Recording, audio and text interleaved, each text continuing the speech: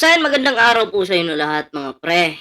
Ayan, ito maganda po yung ating reaction ngayon kasi about po ito kay Oliver, yung kanyang, nako, ah, panliligaw. 'Di ba? Si Oliver po ay nanliligaw, chick boy na pala 'to. 'Di ba? Chick boy na pala si Oliver. Simula nung nakakulong siya ngayon magaling na, naging chick boy na. Ibang klase 'no? Panliligaw kay Ate Nida 'no, at, ito po yung ating, bibigyan ng, reaksyon ngayon mga pre, ayan, Oo, akalain mo Kuya Wilber pinuntahan si Ate Nida sa kanyang bahay para manligaw? Uy, nakakaano 'to, Ano nanligaw nga ba talaga? Nanligaw nga ba? So, ating pong alamin mga pre 'no, at, panoorin po natin ang bidyong ito na ayan, oo, nasa channel po ni, Daddy Frankie. Siyempre bago po tayo magtuloy-tuloy sa ating reaksyon, huwag kalimutang mag-like, share, and subscribe para naman po maging updated kayo lahat sa mga uploads natin.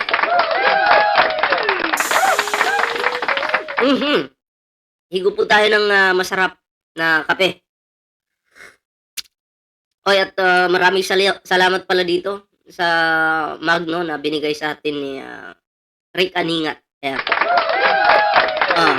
Ito na po 'no, panoorin po natin ang, videong ito. Gusto raw niyang makita. Kaya ito mga kababayan, puntahan natin si Ate Nida. Liligawan mo talaga si Ate Nida? Ha? Oliver, saan ka napunta? Aba, nangliligaw ka ata. Oh, liligawan ka nga daw niya. Bakit umalis ka dun sa shelter? Ay, iba yung porma ni Oliver, naka-shades, naka-porma talaga, naka-sombrero. As malagkit yung titig kay Ate Nida mga pre. No? Nako. Kung sakaling magkatuluyan mga pre, kung sakaling, halimbawa balang araw malaman natin na nagsama na. Oliver at Ate Nida nagsama na sa isang bahay. Papabor po ba kayo?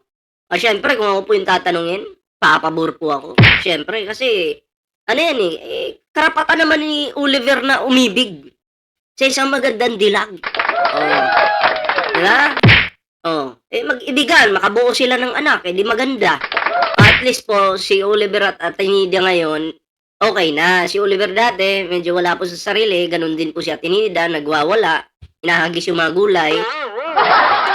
Ngayon po, okay na, matino na po siya. At, palakpakan po natin ang unang-una yung, Team Daddy Frankie kasi grabe po yung kanilang effort mga pre. Siyempre yung ating Panginoon, number 1 po yan.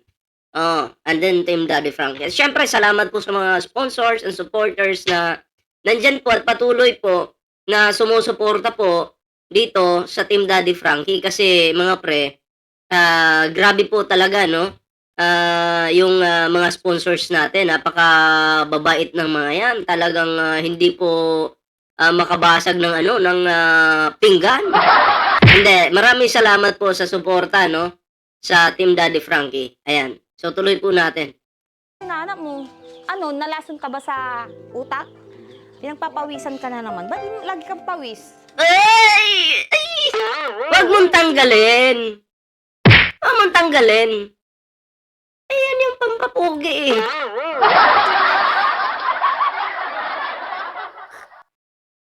Para sa akin mga pre, ito yung totoong nakakatuwa na love team, kilig. Hindi yung mga matitinong tao na katulad dun sa kabila na pinipili talagang i-love team, Dito po, ano lang siya, normal. Normal na palang nagkakaasaran lang and then malay natin magkatotoo, di ba?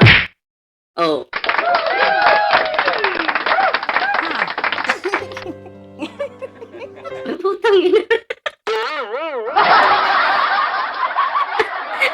Pagkain yata lang yung pinunta mo dyan, Oliver Ano ba naman? Anak ng, dragon naman talaga, Iba yata yung pinunta ni Oliver Pagkain naman yata. Nakanganga. Pag ganyang babae, maalaga yan. Hindi ka babatuhin ng gulay yan. Ma'am, salamat naman. Ang sarap-sarap. Ano nang bunganga ni Oliver Lati? Oh, syempre hindi pa patalo.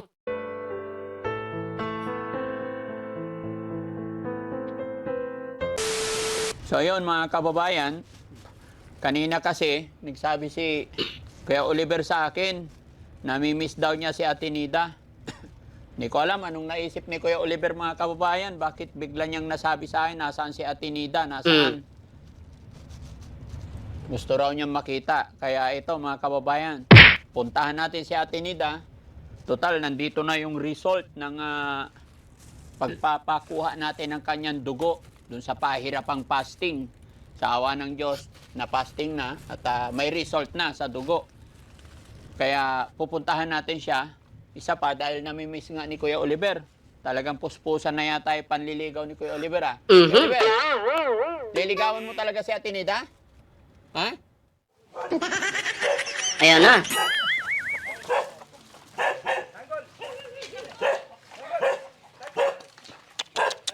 Tanggol! Kumusta ka, Tanggol? Naglulut. Ang pangalan ni tatay si Tanggol? Ang tibay din ni tatay, ano? Tanggol yung pangalan. Si tatay ba? Ay, yung aso. Baka yung aso. Ito na si tatay, ah. Yung aso siguro yung aso. Ano nagluluto? Nida. Ay, si Ate Nida. Sana ulo. Galing. Ayos na talaga. No? Ang galing Galing na magluto. naman. Anong ulam? Balatong. Ay, balatong. Yun mga kababayan, no, si Ate Nida na ang nagluluto. Ano nga yung balatong? Dito sa Kailakunuhan kasi utong. Utong. Masyado bastos ano. Pero yung kasi yung balatong, utong po dito. Tawa nga ako noon, yung bago pa lang ako dito sa misis ko. Sabi ko, ay, utong. Di ba yun yung ano? Ha? Para sa'yo yung cake bigay ni Kuya Oliver.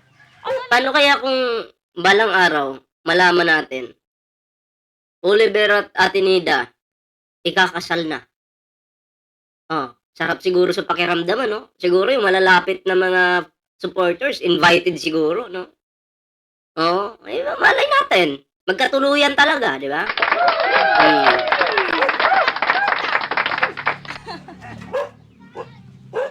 Saan ka pala napunta? Aba, nanliligaw ka ata. Akoy. Siyempre, may shades, may sombrero, naka-polo shirt. Oh, Liligawan ka nga daw niya. Tapos nawala ka. Wala kang wash.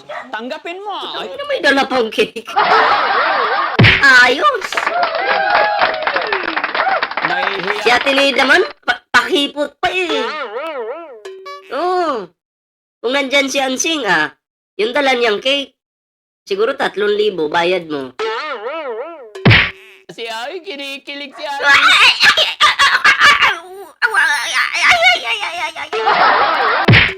Kinilig yung itlog ni Bawaw. Oo. Dito. Then out. Oh, sige, upo ka. Oh, ibigay mo yun sa kanya. Thank you. Oh, ha? Ba't lumayas ka? Oh, may sinasabi. Ba't ka lumayas, Oliver?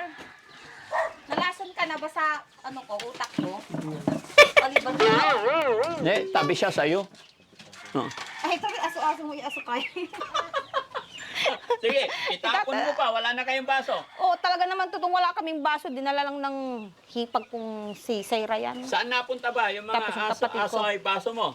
Wala na, basag-basag na. Basag-basag na. Basag na yung mga baso namin. Kaya ito, puro mga bigay yan. Puro bigayo. Hindi makabili ng baso. Entertain mo yung bisita mo. Naghirap Oliver. yan pambili ng Goldilocks cake. Bakit? Bakit umalis ka dun sa shelter? Sino inaanap mo? Nalason ka ba sa utak? Nakamandag ba kita sa utak? Hindi ko na naman sasabing Parang CIA agent itong si Oliver, ano? Na nagmamasid-masid lang sa paligid.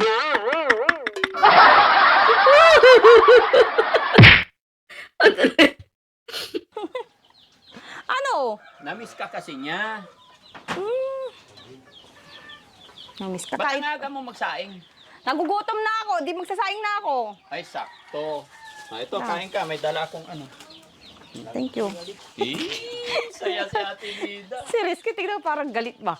Kaya, Nagsiselos? Oh. ganun. Bakit umalis ka, Oliver? Mas bangko. Oo. Ba't ka umalis ng dahilan? Nakamandag ba kita? Nalason ba kita? O halimaw ako? Matindi yung pagkahalimaw ko. Hinahanap ka niya eh. Hmm? Hinahanap ka niya. Ano, Oliver? Ano? Ba't nawala ka? Ba't ano ka doon? Wala ba akong diyan? Kung hindi naman pala, doon yung probinsya mo dito eh. Sana hindi ka nang maalis. Kung sa bagay, kung saan naman ka man napadpad, hindi mo naman masabi yun eh. Di ba sabi mo taga ba ano ka, Bisaya ka? Paano naging Bisaya? Paano naging Bisaya si Oliver? Bakit? Hindi. Ano? Ilocano, Tagalog. Ay, Ilocano, Tagalog ka. Taga saan ka? Kay Oliver? Taga Bintilia, Barangay Bintilia. Barangay? Bintilia. Bigtinilya. O, anong sasabihin mo ka, Ate Nida? Sabi mo kanina, namimiss mo siya, hinahanap mo siya. Wala na siya doon. Ha? Wala na siya doon. Oo. Gusto mo pumunta ako doon? So, inahanap nga, no? Kasi bakit wala? Wala na. So, yun yung tanong ni Oliver, bakit wala na? So, namimiss nga. Yun yung nilalaman ng puso at isipan ni Oliver. Layo-layo ko, hindi ko kayang lakarin. Oo. Ay, hindi ko memorize yung daan. Namiss ka niya.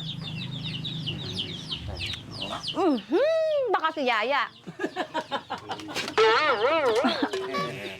Baka si Yaya. Ikaw daw. Kasi Ikaw, yan, palaging nakatitig sa'yo, eh. Ikaw talaga. kakal mo pala tayo salming mo, ano? Malakas ba yung Tagalog, aswang? hindi niya maintindihan. Tagalog.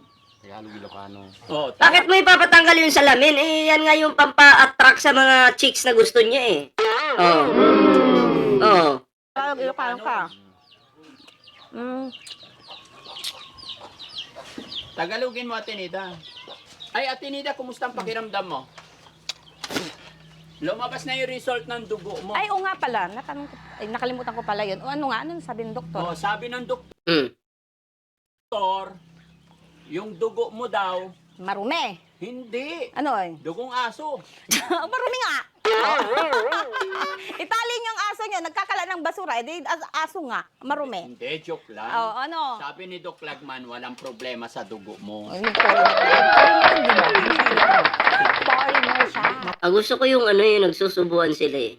Ano na ba yan? Eto na. Eto na yata yun. Ito.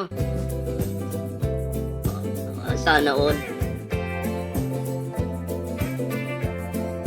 Tagalog mabuti. Ayaw ko. Grabe naman yan. Ay, magkakanusi ka.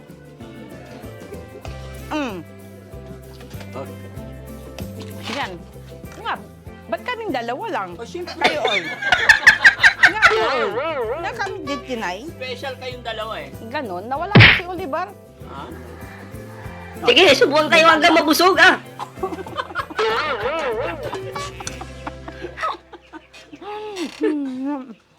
Dahil ni Oliver eh. Ha? Oliver. Bakit ganon? Ako na hawak. Ano ba? Bakit ganon? Dali. Yun ang nangyayari sa mga kabataan ba? No? Sipsipin mo. Na ano? Bakit ganon eh? Iniipit mo, Sipsipin mo. natatanggal yung laway niya. Ano naman? Di. Subuhan mo rin si tatay. Ganun eh. Selos eh. Laki ah. Pati tatay niligawan.